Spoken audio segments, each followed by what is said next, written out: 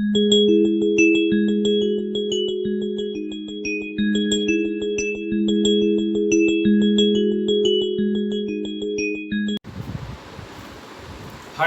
dear students, very warm welcome to all of you.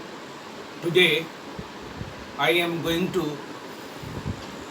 deliver lecture on the characteristics of the age of Shakespeare, or in other words Elizabethan age. And before going into the discussion, I have to say something on Renaissance. And you might have been familiar with the term Renaissance, and Renaissance means revival of learning, and the term Renaissance was first used by the French historian Jules Michelet in his book Histoire de France in 1855. And the Renaissance, came to England during the reign of King Henry VIII, and it flourished during the Elizabethan period, and the English Renaissance literature is marked by four periods, namely the period of preparation between the time span of 1500 to 1579, and the second phase was the Elizabethan period, and which covered the time span between 1579 up till 1602, and the third phase is known as the Jacobean period, and which covered the time span from 1603 up till 1625, and the fourth phase is known as the Caroline period, and it covered the time span between 1620 up till 1660. And with Renaissance, we see that people started to feel that they should have much wider freedom, and they should have the freedom of expression and freedom of movement in the society. And Renaissance brought about a great change in the whole lifestyle of the English people, and it brought about a great revolution from darkness to light. And the chief characteristics of the age of Shakespeare, or in other words the Elizabethan age, are as follows. In the literature of Elizabethan age, we see the flourishment of the things that I will say step by step. We see the flourishment of humanism in the whole domain of literature, and humanism is a new culture, and this new culture is related with the interest in human life and in the mankind as a whole. And we see the discussion of humanism in the writing of Erasmus, and he led the humanism movement. And it is from humanism movement we move on to the Reformation, and Reformation began from the time of Henry VIII and reached its culmination during the Elizabethan period. And Reformation brought about a great change in the whole trends of English life, and we see that Spencer in his write-up The Fairy Queen reflected the trends of Reformation, and we see in the writing of the Elizabethan age the reflection of nationalism, and we see that English people became very much conscious about their national interest, and they felt proud about their nation, and in their strain and in their blood we observe observe the rebirth of nationalism, and revival of nationalism in their life, and later we see that the English people, English politics and religion got some sort of settlement during the age of Elizabeth, and and in the political arena, the English people, the English government got settled, and in the religious arena also we see that people started to practice their religion, and besides we observe some sort of social contentment in the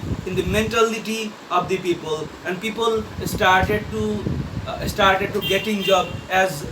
more and more opportunities of jobs were created, and with the employment opportunities, people's life were getting very much normal, and people are earning money, and some sort of contentment came in their life, and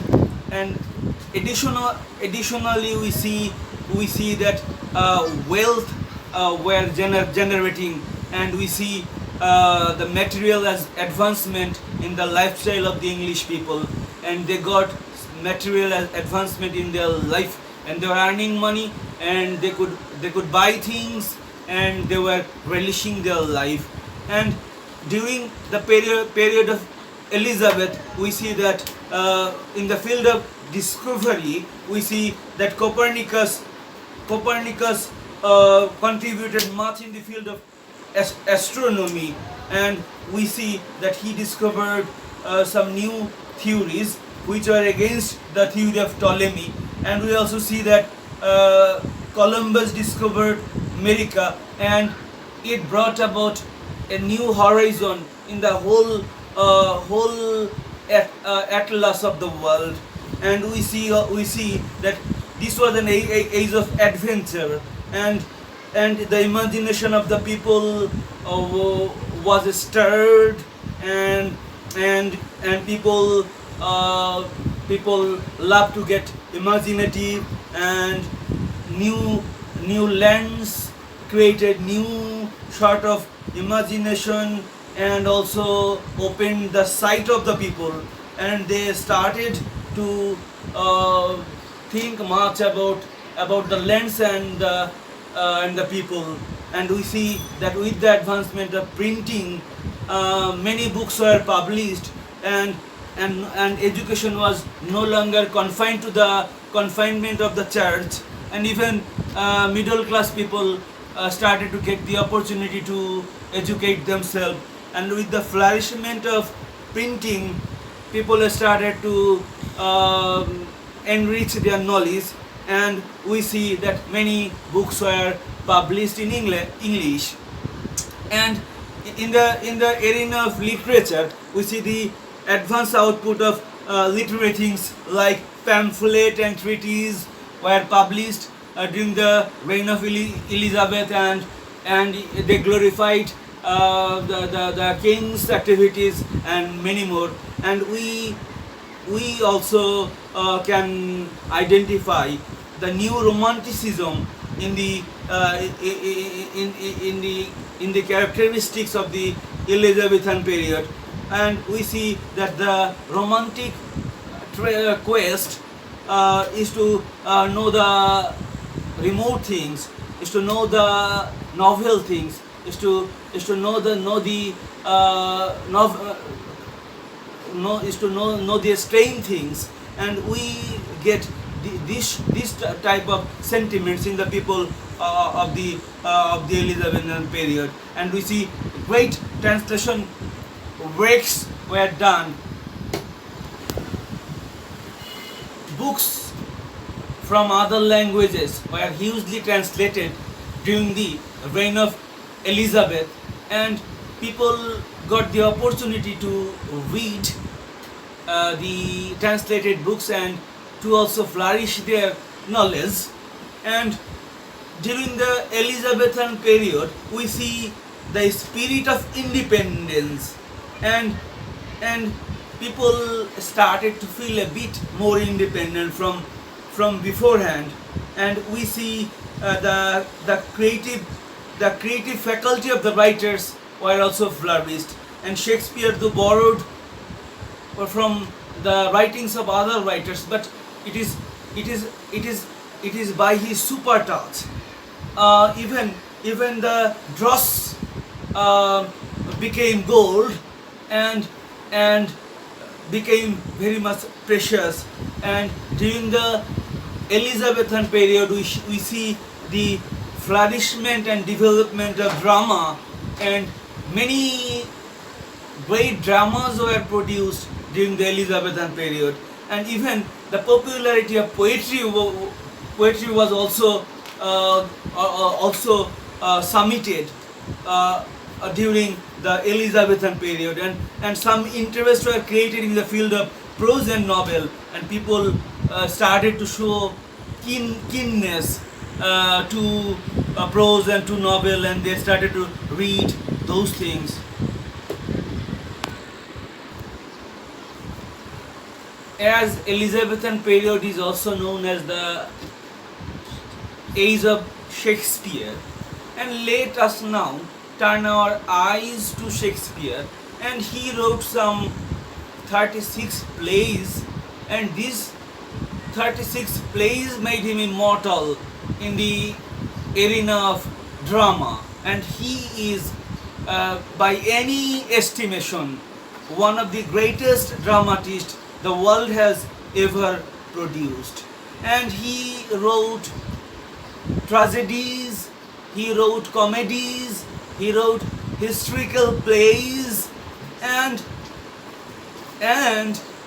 he had to struggle against the university wits who dominated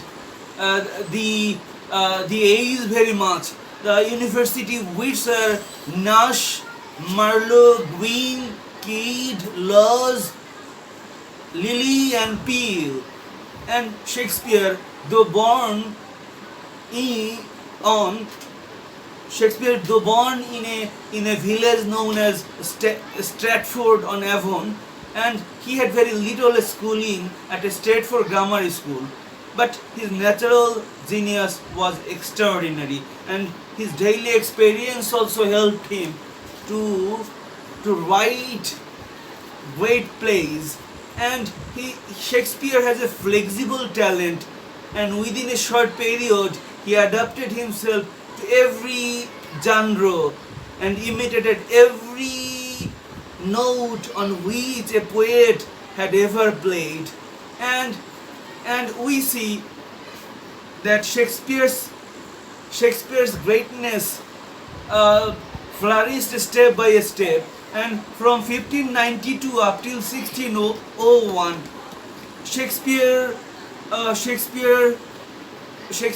wrote tragedy, comedy, historical drama, and it is during this period we see Shakespeare writing fairy play, very exquisite fairy play like Midsummer Night's Dream, and tragedy such as Romeo and Juliet, and we see the creation of trilogy formed by the two parts of Henry the IV and Henry the V. And in this trilogy, Shakespeare's most powerful creation in the sphere of English history, we see his broad strokes of the brush. We see the mingling of tragic and comic elements, and also we can find out he's using the character such as Falstaff, and and and during this period some of the epithets were used to describe Shakespeare, such as sweet, witty and gentle Shakespeare. And Shakespeare himself was involved in acting, and he uh, he uh, he featured on the stage from the Globe Theatre, which was very famous during the period of Elizabeth. And and and after after after 1601, after that is before 1601, from in 1595, uh, uh, Defense of Poesy was published by Sydney, and in this is a critical essay, and it, and from in this time critics divided the playwrights of that era into two class. The one class that was following the classical dramatical norm, that was headed by Johnson, and the other class that was headed by Shakespeare was known as free writer of free dramas. And during 1601 to 1608, we see that Shakespeare wrote sonnets, and some of the very best tragedies of his was also produced during this period. And in the sonnets we see the reflection of Shakespeare's pessimism, that is reflected with the betrayal of one of his friends, and also he was betrayed by a mistress, and he was some sort of disillusioned during that period. And we see that during this period of pessimism from 1601 up till 1608, Shakespeare produced Hamlet in 1602, Othello in 1604, Lear in 1605 or 1606, Macbeth in 1607, and he wrote Timon of Athens in 1607, and he also wrote bitter comedies like Measure for Measure in 1603, and Troilus and Cressida, the date is very much unknown, and the Roman tragedy, that is Coriolanus in 1608. And from 1608 up till his death, we again find Shakespeare in a mature mood, and we see some sort of pensive smile in the lifestyle of Shakespeare. He was not like his youthful days, not much gay and joyous, a bit pensive in his mood. And during this period, he produced Pericles in 1608, Cymbeline in 1610, and the Winter's Tale and Tempest were produced in 1611, and supreme accomplishment of Shakespeare are these write-ups. And we see that Shakespeare started to settle in his life, and later we see that Shakespeare started to lead a settled life in his home, and Shakespeare by this time got very many disciples, and two of his disciples, namely Beaumont and Fletcher, were very popular in the arena of drama. And we see that in his drama, Shakespeare did not follow the classical three unities. Only in the drama, the Tempest, Shakespeare followed all the three classical unities, and its action takes place in one day and in one place and within the bounds of an island. The whole actions were taken place, and and Shakespeare in Tempest in toto followed all the three unities, but Shakespeare overall displayed that all dramatic systems are good, but not one of them indispensable. And and and we see that Shakespeare's supreme masterpieces were produced after 1601, and his masterpieces were not that popular during his lifetime, but later those became very much popular, and he is by any standard one of the greatest playwright the world has ever produced. And I do believe that you people will like to read Shakespeare's play passionately, as his dramas are the mirror of life, and from his dramas you will get the real picture of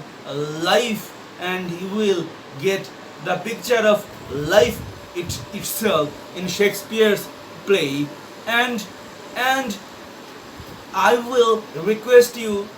to passionately read Shakespeare and know more and more about him. And with these few things, I would like to bring my discussion to conclusion today, and I do request you to follow my discussion, and also to wish me very best for the future lectures. Goodbye, dear students.